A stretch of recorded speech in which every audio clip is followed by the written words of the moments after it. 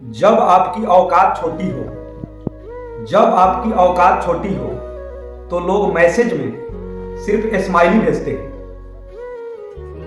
जैसे ही आपकी औकात थोड़ी बड़ी होती है तो लोग शब्दों में आपको मैसेज भेजते हैं।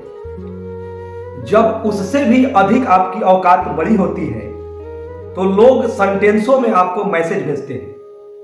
दोस्तों, जब आपकी औकात बवंडर हो जाता है तो लोग गुलदस्ता लाकर और आपके घर पहुंचकर आपको विश करते हैं। सामान्यतः आप लोगों के साथ भी ऐसा होता होगा कि किसी को आपने हैप्पी न्यू ईयर का मैसेज भेजा या किसी को विश किया तो कभी कभी किसी ने आपको रिप्लाई भी नहीं किया और या किसी ने सिर्फ एक स्माइली का छोटा रिप्लाई किया। इसका मतलब आप समझ जाइए कि आपकी औकात छोटी है।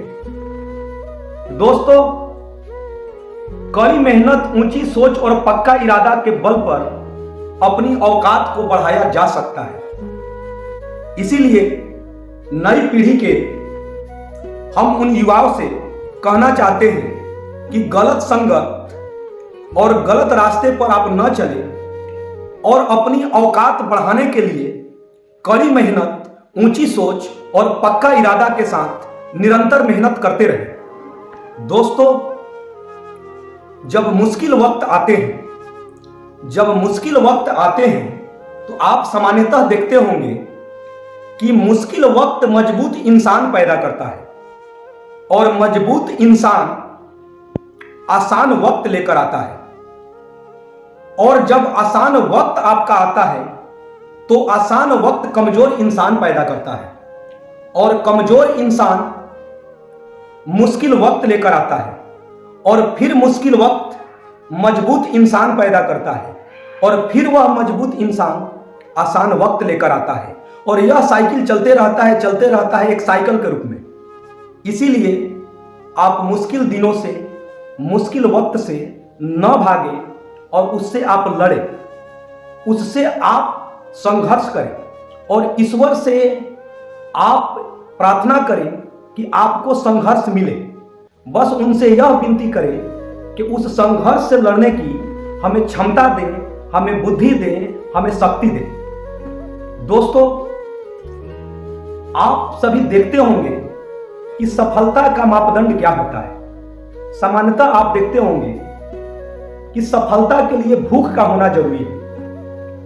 जो इंसान भूखा होता है तो वह रोटी की व्यवस्था कहीं ना कहीं से वह कर ही लेता है, लेकिन जिसके घर में रोटियों की लाइन लगी है उसे बैठे बैठे बिना मेहनत किए हुए उसे यह पता नहीं चल रहा है कि रोटी कहां से आ रहा है। मतलब है कि किसी के पिता ने कड़ी मेहनत, ऊंची सोच और पक्का इरादा के बल पर संघर्ष करके एक बड़ा अंपायर खड़ा कर दिया।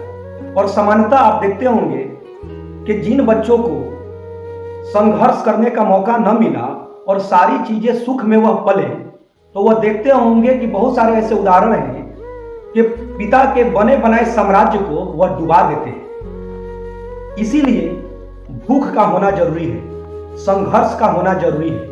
और आपके पास यदि भूख होगा, वो जज्बा होगा, तो आप जरूर है कि आप मेहनत करके उस बुलंदियों को आप पा सकते हैं कि जुगों जुगों तक आपको लोग याद करेंगे। और वही फिर बात आ गई औकात की बात, कि आप अपनी औकात को ऐसा बनाएं कि आपको इज्जत, मान, सम्मान, शोहरत सब मिले। इसीलिए मैं कहता हूं कि जीतने वाले छोड़ते नहीं और छोड़ने वाले जीतते नहीं, क्योंकि हार और जीत के बीच के फासले बड़े होते हैं परंतु नामुमकिन नहीं। Thank you.